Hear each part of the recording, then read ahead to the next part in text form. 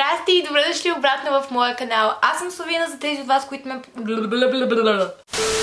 Здрасти и добре дошли обратно в моя канал. Аз съм Славина, за тези от вас, които не ме познават, а за тези, с които вече се познаваме. Здрасти и добре дошли обратно в моя канал. Днес ще обсъждаме моята любима тема. А именно, аз самата! Попитах ви в Инстаграм, сигурно 58 пъти последните 2 месеца, да ми задават въпроси. Ако не сте гледали другите ми видеа с въпроси и отговори, най-вероятно не знаете, че днес няма да отговоря на повечето въпроси, които чета в това видео. По-скоро ще им се подигравам и ще се подигравам на себе си. Нормалната рутина в този канал, дори не знам защо го обяснявам. Нека да започваме! Така, започваме с един от Най-важните въпроси в цялото видео. нещо, което е много близко до сърцето ми. Както миналия път в миналото видео с въпроси и отговори, имахме въпрос, който също много ме агресира.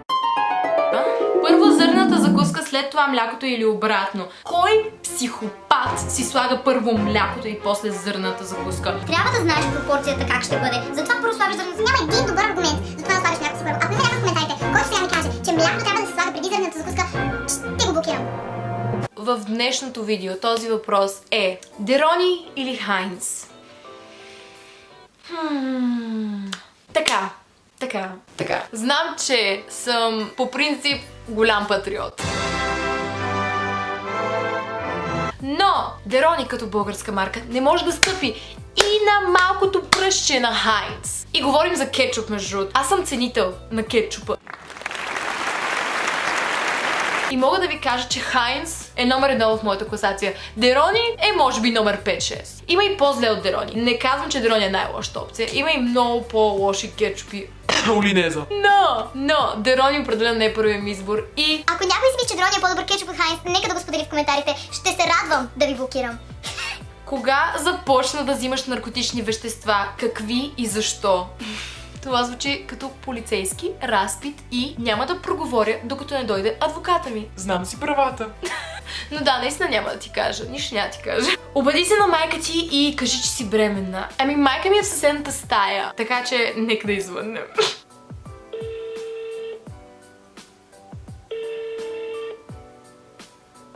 Ало! Маме, бременна съм.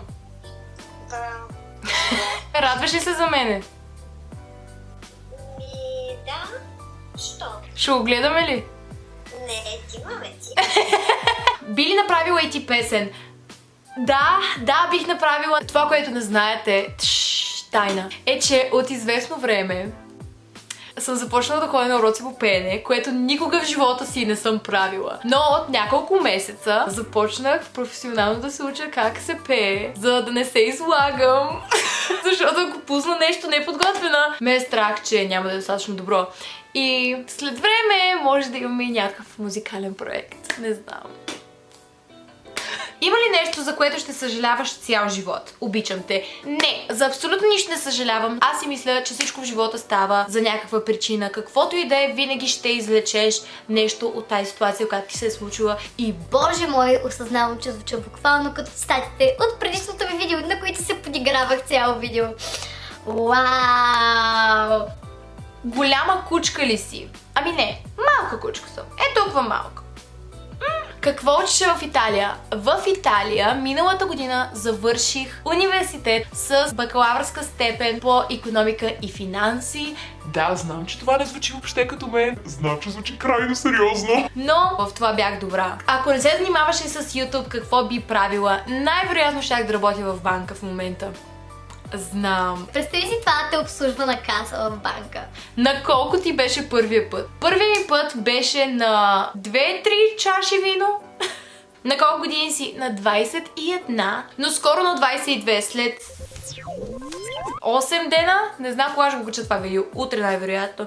Значи след 8 дена ставам на 22. О, колко съм стара! Как поддържаш фигурата си толкова добре? Спазваш ли диети? Фитнес? Фитнес! Диети! На здраве. Коя ти е най-голямата пиянска изцепка? О, толкова много. Веднъж в Милано, докато бях. Това е много забавна история. Дори не ми е най-пиянската изцепка, но е забавно. Веднъж, докато бях в Италия, се напих толкова много, че се прибирах от излизане в общежитието ми, сигурно в 12:30, дори не е било някакъв луд час. Прибирах се буквално от някакво излизане на бар и съм си забравила ключа вкъщи. И не мога да си отворя вратата. И се опитвам да звъня на съквартиранта ми. Обаче съм толкова пияна, че си мисля, че съквартиранта ми е най-добрият ми приятел от България. И му звъня на него по телефона. Той не ми дига. Звъня на следващия ми приятел от България, който няма нищо общо с Италия. И му звъня и му казвам: Отвори вратата! и той някакво Човек, за какво говориш? и крещя в коридора ми в 12:30 през нощта. Крещя: Отвори ми вратата! Отпред съм и не мога да вляза! за мое щастие, моят съквартирант отвътре буквално чува колко силно крещя в коридора и идва и ми отваря вратата. И аз се обръщам към него и му казвам: Благодаря. макар че той дори не говори български. Да, такива неща прави вашият идол, само за да знаете. Как поддържаш косата си? Ами, мия я по душа. Обаче, ето я тайната ми, запишете си. Мия я с шампуан. Защо си нямаш гадже, като си толкова красива? И аз не знам. Ако иска гадже, най-вероятно ще да си имам гадже. Просто не мисля, че съм на този етап в живота ми в момента. Май пак влязохме в зоната на дълбоките цитати от Инстаграм от миналото ми видео. Не знам какво ми става днес. Буквално... Устните ти истински ли са? Да, абсолютно. Просто много очертани извън линиите. Защо качваш толкова рядко? Качвам рядко, защото много трудно ми идват идеи, които много харесвам и които искам да снимам. Дори когато ми дойдат готини идеи, които знам, че вие бихте харесали, толкова много мисля за тях преди да съм ги снимала, че вече ми омръзва идеята и на мен не ми е интересно. А когато на мен не ми е интересно, си мисля, че и на вас няма ви е интересно. Ще имаш ли мърч? Да, за 100 000 абоната очаквайте мърч. Или, нали, малко по-късно 100 000 абоната, но когато стигнем 100 000 абоната, ще се постарая максимално да изкарвам мърч. Така че абонирайте се. Карайте приятелите ви да се абонират. Карайте познатите на приятелите ви да се... Карайте хората по улицата, които виждате, да се абонират. Пука ли ти за нещо? Смисъл, хейтерите и такива негативни неща. Да, пука ми и ще ви кажа защо. Защото когато получа негативен коментар, това означава, че някой, който не ме харесва, е стигнал до моето видео, което означава, че YouTube го препоръчва, имам повече гледания на моето видео, което е супер за мен. Надявам се да имам повече негативни коментари на това видео. Боже, аз съм най-странно същество на земята. Взимала ли съм наркотици? Ами не знам, Ванеса, дали си взимала наркотици. Надявам се да не си. Кога скоро ще има пак видео, в което пееш? По-скоро, отколкото си мислите. Взимала ли си наркотици? Окей, Ванеса, сега вече ти разбрах въпроса. Да, взимала съм наркотици. Коя е любимата ти песен на Хари Стайлз? В момента She, по принцип Woman. От кога се занимаваш с гримирането? Кога реши, че искаш да се занимаваш с грим? Този въпрос го получавам по-често от всеки друг въпрос в Инстаграм, честно казано. И реших да го отговоря, защото очевидно искате да знаете отговора. Не се занимавам с грим. Аз не съм гримьор. Гримирам само единствено себе си и ми е забавно да се гримирам. Никога не съм мислила да го правя кариерата си или професионалната си работа, просто защото ми е приятно да гримирам само себе си, колкото и гадно да звучи. Мислила ли си какво ще правиш за напред в живота си?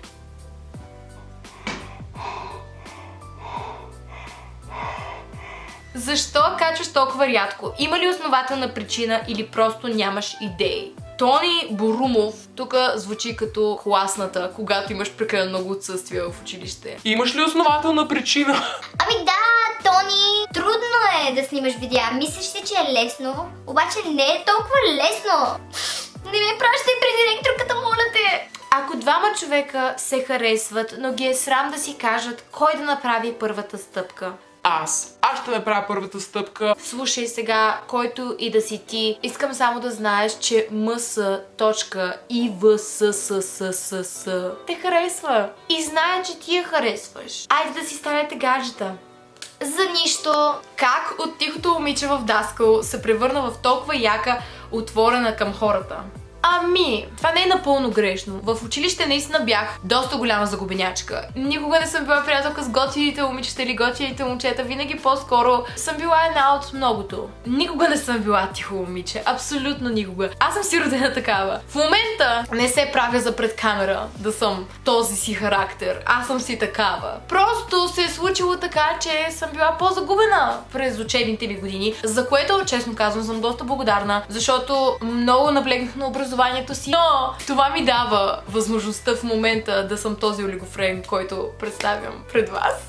Дали не мога да говоря. Евала за това образование, браво. Кой те вдъхнови да започнеш да се гримираш? Вдъхнови ме начина, по който изглеждах без грим. Как да накарам момчето, което харесвам, да ме забележи? Чрез мен. Момче, да, ти. Ти си този, който Д. Колева харесва. Тя иска да я забележиш. Затова, ако можеш да я погледнеш, ще бъде много хубаво. Мерси!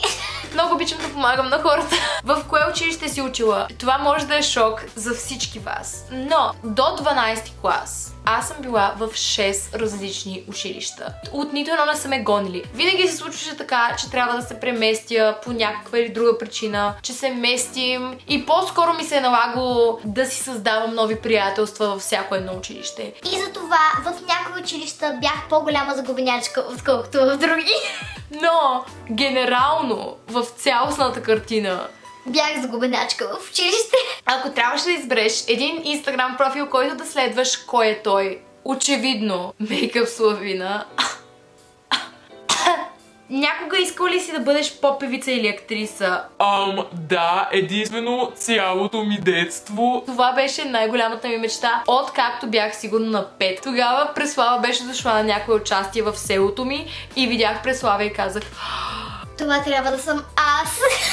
и често казвам, съм толкова щастлива, че правя това, което правя в момента, защото от малка гледам ютубъри и в момента аз съм ютубър, просто е уникално е. Какъв драматичен момент, такъв, на който почваме да ревем.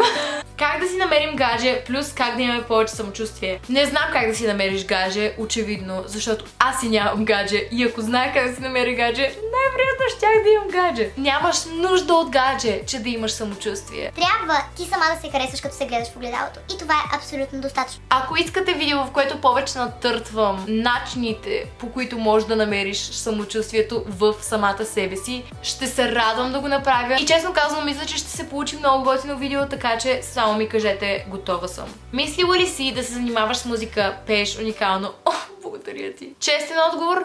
Да, мисля си го постоянно, но ме е страх. Би ли си направила операция на носа?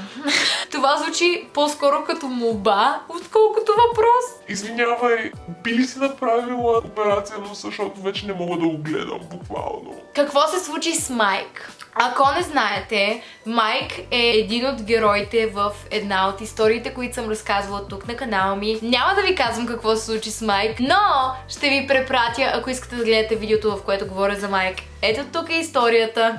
От 1 април миналата година. Идете да я гледате, много е забавно. Обещавам, ще ме мразите накрая. И това беше края на видеото, защото вече ми омръзна да отговарям на въпроси, заболя ме устата от говорене. Буквално не съм мъкнала 2 часа. Време е обаче за фенове на седмицата. И тази седмица феновете на седмица са всъщност феновете на седмицата. Защото е само една седмица от предното ми видео. Тази седмица фенове на седмицата са Марина Гавраилова, Борислав Марковски и Силвия Георгиева. Благодаря ви страшно много за коментарите. Ако искаш и ти да си фен на седмицата в следващото ми видео, супер лесно е. Трябва просто да оставиш един коментар под това видео и можеш да се видиш в следващото ми видео като фен на седмицата. Благодаря ви, че гледахте. Ако ви е харесало видеото, харесайте го, споделяйте го, правете каквото правите. Вярвам ви. Чао, кадрачета! Муа!